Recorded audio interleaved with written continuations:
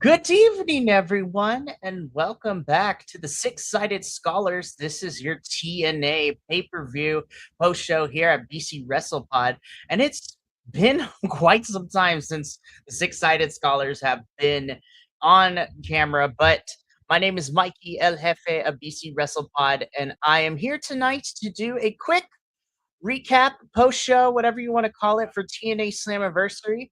Yes, the date on the slide is correct. The pay per view happened Sunday, June 28th. So that was about a week and some change ago. The reason that it was, as I said on previous shows this week, I have been on a bit of a vacation. I was in Salt Lake City and now I am back. And I'm here because I want to talk about Slammiversary because this definitely I have to say, I still am a little worried for TNA's future as somebody who's been watching this for, you know, since the pandemic era. I fell in love with TNA during the pandemic era, but I have to say this was a really solid show. And the last 2 weeks have been very interesting in terms of moving forward. I'm going to talk about all the stuff that has happened, with certain people gone from the company and stuff like that. You also might be throughout this review, me looking down while I am talking. It is because I am also trying to read my notes and I am also trying to make sure that, I'm making sure I'm doing all the stuff that needs to be done because I'll be out again next week. But without further ado, let's get into it. But actually, before I do that, you already know this intro. You can see us go live on pretty much every streaming site. So you can pick one and watch us there or wait for our edited review that goes up 24 hours later. We have merch at our store, bcwrestlepodshop.fourthwall.com. We also, of course, have social medias at BC WrestlePod, in which we have, report cards, previews of most of the major U.S. And some international based weekly television programs. So that's always a good time for sure. But yeah, we have a little coffee pot too if you want to help donate to the cause and all that good stuff. So that would be fun. Alrighty. But without further ado, let's just get into it, shall we? Because we do have a lot to get into. Excuse me, it has been a busy day here, but it's been also really hot, but we're gonna make it through. Alrighty, let's get into this. So, like I said, I am going to be here to cover the TNA Slammiversary pay per view that took place Sunday, June 28th. We have two matches on the pre show to talk about, and then we are also going to get into the main card as well. So, without further ado, let's us begin. So, on the countdown show, there were two matches to talk about. So, we're going to talk about this one first. So, this was a triple threat match between in the knockouts division. So, this was Indy Hartwell versus Mara Sade versus Elena Black. Now, these three have kind of been around each other for a little bit, and they've kind of been swarming around each other, and they've kind of been beefing in similar capacities, and so everything just kind of came to a head for this one. I'm not gonna lie. I said this along with Radio Will as we got closer to Slammiversary and even on our go home show. These three have kind of been circling around each other, but they're not really been doing much outside of fighting each other on and off. I thought this should have been for a number one contendership match, but that is definitely not the case here. But I will admit, it wasn't the worst thing on the planet. I also didn't think it was really good. I feel like the pace was a little off for this match, which was kind of disappointing, given the fact that I know these three can go. I will say though, the one big positive for me here in this one is Mara Sade. I think that she is somebody who is pretty good in the ring. She's gotten a lot better. She's learning. And I think she just has a star quality and a star presence with her for this one. I really do enjoy her. I love Indy. I think Elena is great. My biggest issue is that I'm hoping that the knockouts will get more featured on television and we'll get to do all that fun stuff. Again, the match itself was nothing to write home about. This was a pretty okay, decent match. After a bit of some back and forth, of course, it would be Elena Black who would end up picking the victory here. I'm really hoping that we start to see Elena in the Knockouts title picture scene because, like, she did get a shot at Sacrifice back in March, but we haven't really seen her do too much of anything. So I'm really hoping that she gets a shot. I would like to see Mara Sade get a shot. I just don't know what the plan is for any of these three. Like, they're not going after the Knockouts title. Well, who knows? That might change.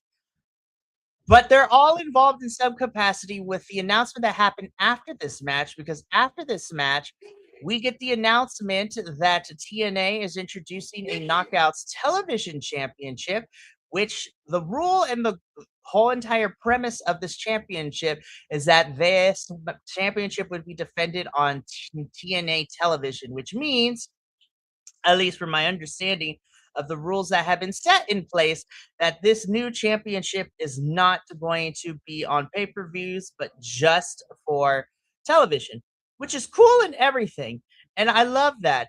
But I'm a little hesitant because of the fact that we talked about this before, that I feel that the knockouts division isn't brooked being booked properly, and having another title just to have another title for me doesn't necessarily bode all the confidence in me for the knockouts being booked better. But hey, I do appreciate that we are going to get everyone involved in the knockouts division, as well as a couple people from the independent scene, which I will talk about after uh, we talk about Slammiversary.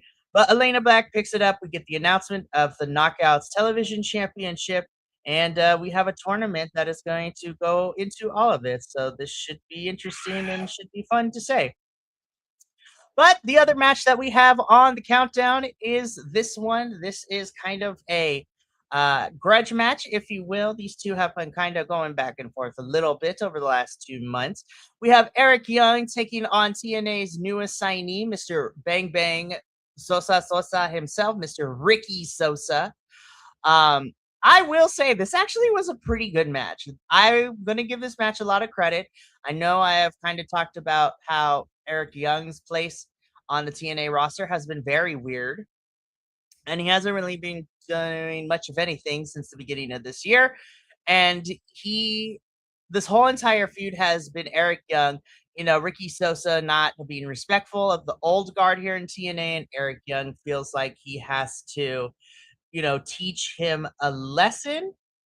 However, Ricky Sosa in this match would be the one to kind of turn it around. Eric Young did get some good offense into this match, but Ricky Sosa would fire back. And ultimately, it would be Ricky Sosa who picked up the victory here. I think this is the good place to kind of talk about um, what has been going on. So, you know what? We'll just talk about it here, right? So, Eric Young uh, had this match against Ricky Sosa, and then we would learn last week that Eric Young was requested and granted his release from his contract at TNA. So Eric Young is no longer a part of the TNA roster. He is gone. He is not part of the TNA roster or anything like that. And honestly, to me, I'm kind of a little bit surprised.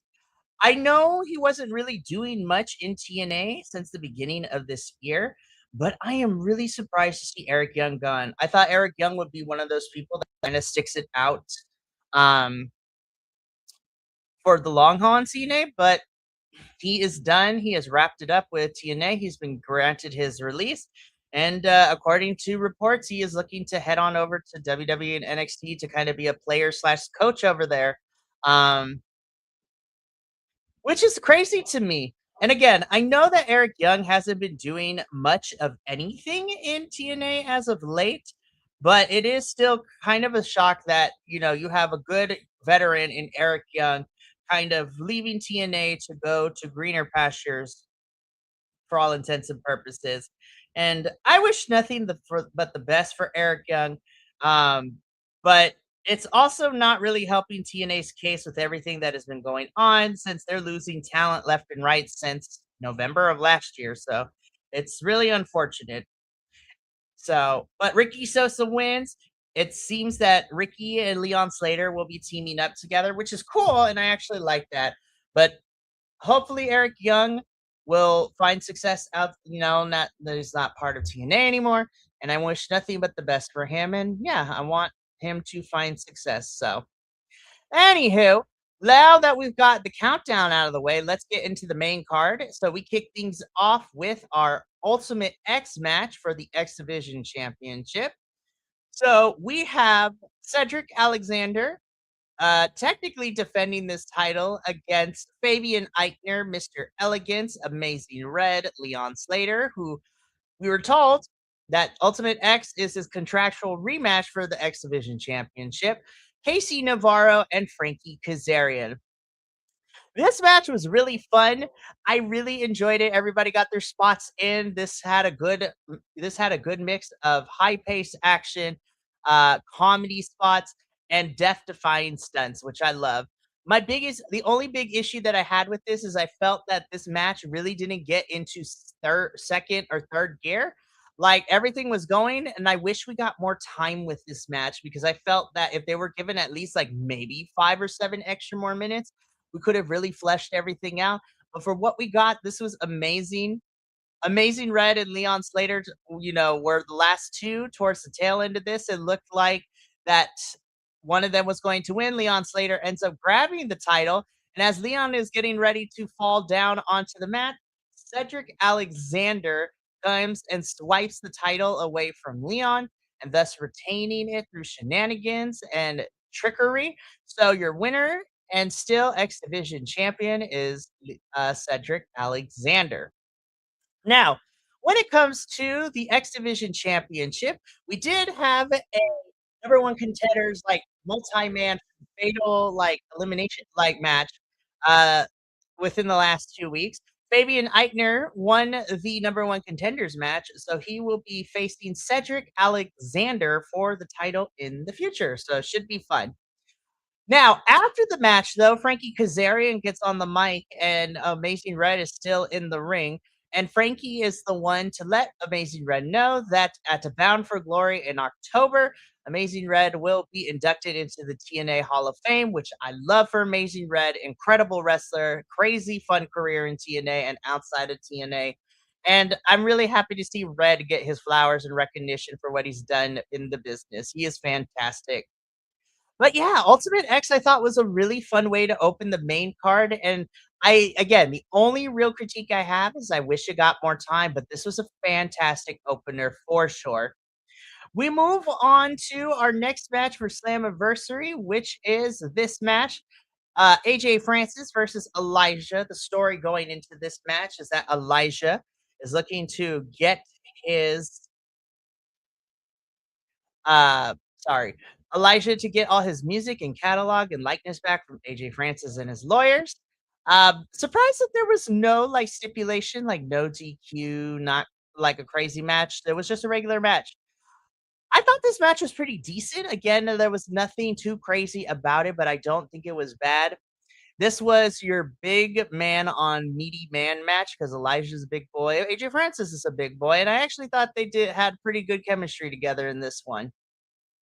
Of course, AJ Francis would have his valet consequences out there, causing him some distraction throughout the match. But ultimately, Elijah ends up pick. Sorry, Elijah ends up picking up the victory against AJ Francis. He gets his guitar back, his music catalog, his likeness, all that stuff. And this was a silly story going into Bound for Glory, but needs to be sometimes wrestling just needs to be silly, and we don't need to be serious all the time, honestly. And this was a pretty good match. Again, nothing to write home about, but I thoroughly enjoyed this match, and I had a blast with this one. And it seems that Elijah is heading into another feud very soon, so that should be fun as well. And so is AJ Francis. So it looks like it's AJ and Moose and Frankie Kazarian in some capacity. So should be pretty fun. Now we're going to move on from this particular match and we're going to go into our next one, which is for the Knockouts Tag Team Championships. Of course, this is the Elegance brand versus Rosemary and Ali, who are going by Demon X Bunny. So, really fun match. I actually really enjoyed this one. Again, we had some comedy spots, we had some pretty solid wrestling. Again, the knockouts world, this match didn't go for too long. We got it to at least the 11-12 minute mark. But I really liked this match and I was really happy with the outcome. Rosemary and Ali are your new TNA Knockouts Tag Team Champions. I just feel really bad for the Elegance brand because since they got the tag titles back, they really haven't defended these titles all that often and they really haven't been giving much of a storyline either. And that's kind of unfortunate. And I really want that better for our knockouts here in TNA. But would be remiss to say I am so if I wasn't happy for Rosemary and Ali getting the titles.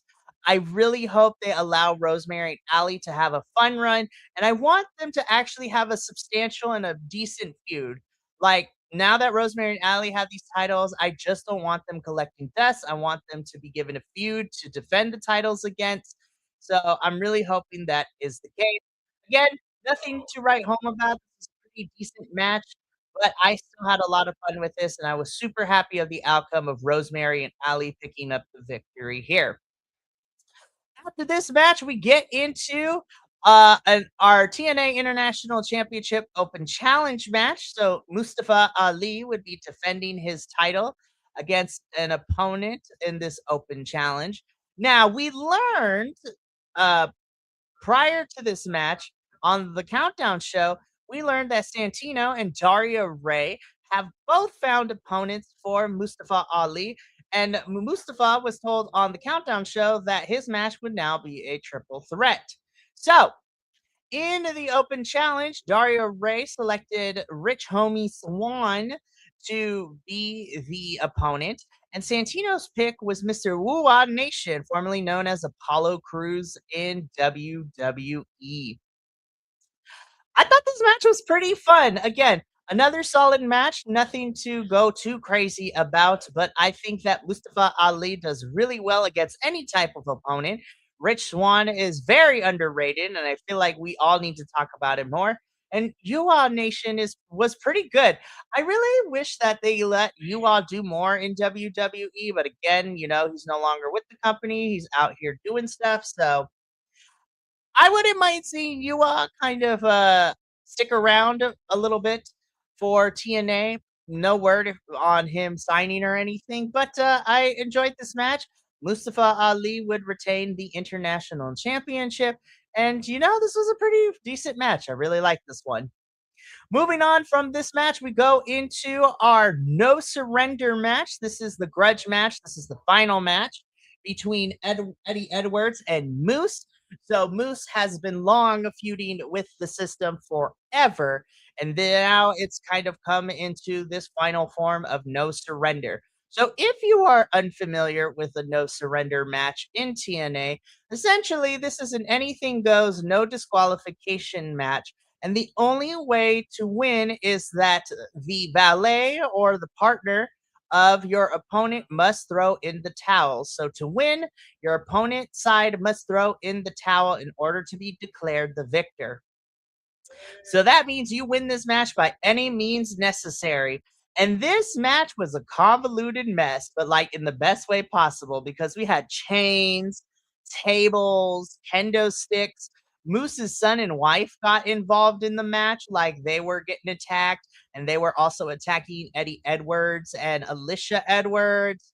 This was crazy match. Now, as Moose was preparing to do a spear for Eddie Edwards into the table, Alicia gets in and throws the towel, so Moose is declared the victor. However, Moose still spears Eddie and Alicia Edwards through the table as like the final statement. I thought this was a fun gimmicky match. Again, nothing too serious about it. This was actually pretty fun to watch and really solid wrestling. And I believe I can officially say after watching the last 2 weeks of TNA that we are officially done with Moose taking on the System. We are done with that feud. We have put it to bed now, hopefully, and Moose is now moving on to other things. So, really, really fun match. I didn't hate it, and I thought it was pretty solid. Now, this match, it was actually probably my favorite match of the night. This is for the TNA Knockouts World Championship. This is Lane Lee versus Zaya Brookside. Two best friends turned bitter rivals in enemies in this one. So this match is actually really good. Only I think, and I'd say that because Zaya Brookside really came up. She showed up and she showed out. I think this was a really good performance from Zaya, and I think that she really has come into her own as a heel. Lang Lee is also fantastic. So honestly, I really dug this match. This is super solid, really good stuff. They really took each other to the limit for this one. And this is and I miss this ferocity from the knockouts division.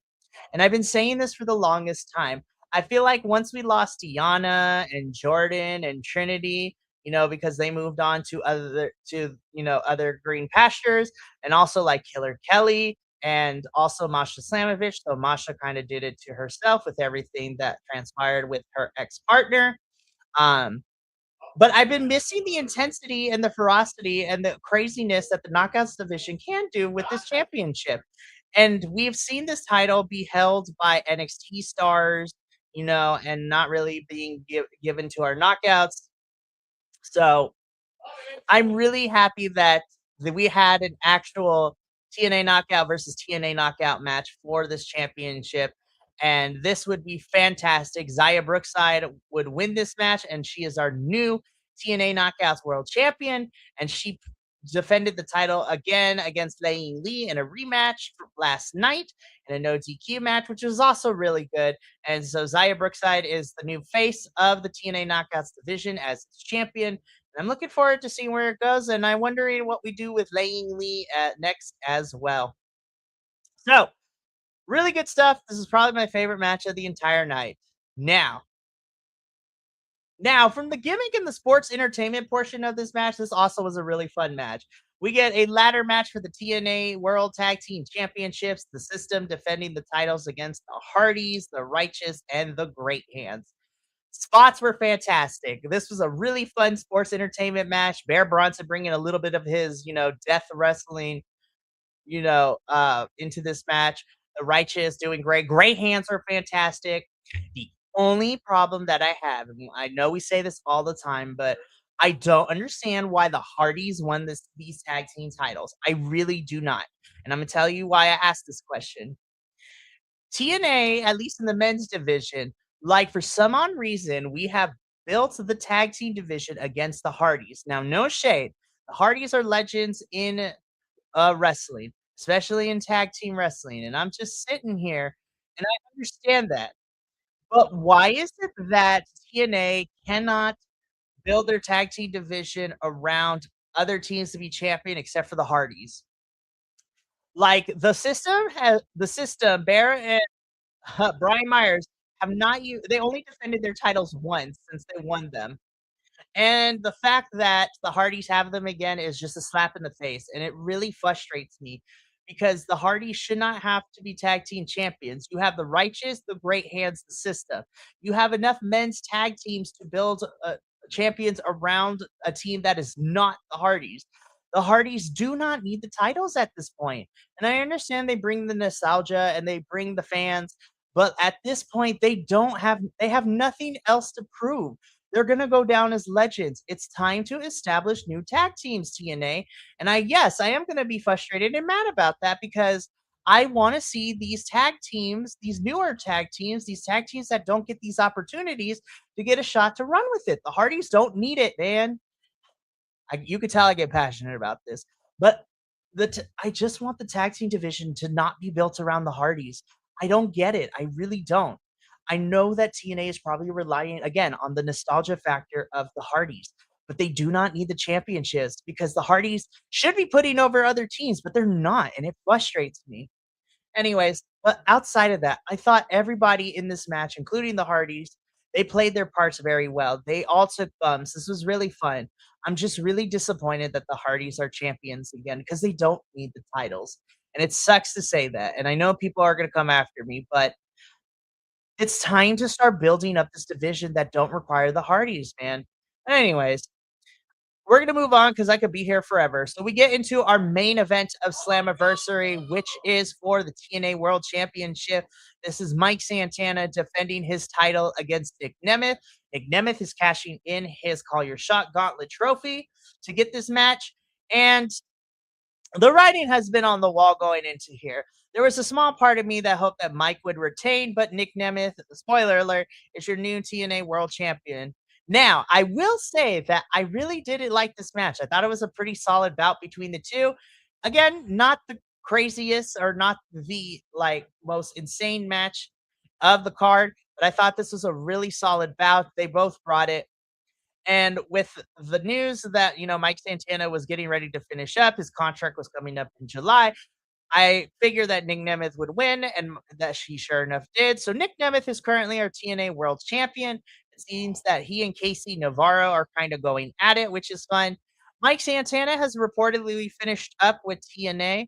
He also teased something that on Wednesday, July 19th, he was going to do something. So I don't know what that entails, but according to reports, some people are speculating Mike Santana is going to go to WWE, which would be fun. A lot of people said he would go to AEW, and I'm just sitting here. I'm like, no, I don't think Mike Santana gonna go back to AEW because he came from there. But wherever Mike Santana goes, I'm excited, and I'm gonna support him because he is my Puerto Rican champion forever, and I love him. Nick Nemeth should be interesting as world champion, and we'll see who ends up being the one to dethrone him, if at all, this year. But that's it for Slammiversary. And again, I kind of want to briefly finish up by talking about everything else that has been going on in TNA. Like I said, Eric Young and Mike Santana are finished up with TNA. They are no longer part of the company. Eric Young is reportedly heading to be a coach slash player over at WWE and NXT. Mike Santana, don't know where he is going to end up, but it's some good stuff as well. Leon Slater and Ricky Sosa are looking to become a tag team, which would be fun. Casey Navarro and Nick Nemeth are fighting. Moose and Frankie Kazarian and AJ Francis are involved in some stuff. And then, of course, all the knockouts that are not Zaya Brookside or Demon X Bunny are participating to become the inaugural TNA Knockouts Television Champion. So we've seen some really fun matches. Of course, I really like seeing Miss Gabby Forza on my TV screen last night. And it was really nice to see Jody Threat back on my TV too. I've missed Jody Threat on my television. So I'm really happy of Jody's journey. If you have not been following her on social media, she's in the process of freezing her eggs in order to have children down the line, which we support. And that is something that she wants to do. Again, like I said, it was really fun to see Mrs. Bear Bronson, Gabby Forza, participate. I would really love to see Gabby get signed, but I know that she's only been wrestling for 3 years. But Nomi, we love you, Nomi. I love you, Nomi. But Miss Nomi Gabby Forza, it was so fun to see you. And you know what? As problematic as TNA is being with and how crazy everything's been going on, I still want to root for this company, man. I really do love TNA, and I want to shed light on the positives. I'm really hoping that they can get it together and they can finish out the year strong, and hopefully, knock on wood, we don't lose anybody else. Nothing crazier happens. I'm just really hoping that we get everything together. So yeah, that is it for my TNA Slammiversary post show. A little bit, of course, a little bit on the short side, but I appreciate everyone for being here for this one. And I just want to thank everyone for being, following TNA. We've had a lot of changes to our panel, and we've been, experiencing changes with TNA, but I appreciate you all. And that's actually going to be it for this week. We are officially done, and we had a really fun week this week. Starting, we did Eve 151 on Monday, Forbidden Door on Tuesday, Great American Bash, and CMLL on Wednesday, and we're wrapping things up with Slammiversary here. So next week we will be going dark again. I am trading in my vacation choose for a megaphone because I will be gone all next week. But instead of being on vacation, I will be playing recreations director and leading the charge with another person for camp activities at the campground that I'm going to be staying at all next week. So, but I will be home in time next Friday for a TNA post show. So we're going to go back to our regular scheduled programming. And just to give you a heads up, we have the only show we got going on next week is next Friday, which is our TNA post show. And then I will be doing a live watch along for Saturday night's main event for WWE. And hopefully I'll have some friends join me, which should be fun. But yeah, thank you so much for being here. And from all of us here at Six Sided Scholars, remember, take care of yourself, love one another, stay iconic, and more importantly than anything, you always deserve to finish your story. We'll catch you next Friday for our TNA post show. But until then, sayonara, adios, and until next time, peace and love, y'all.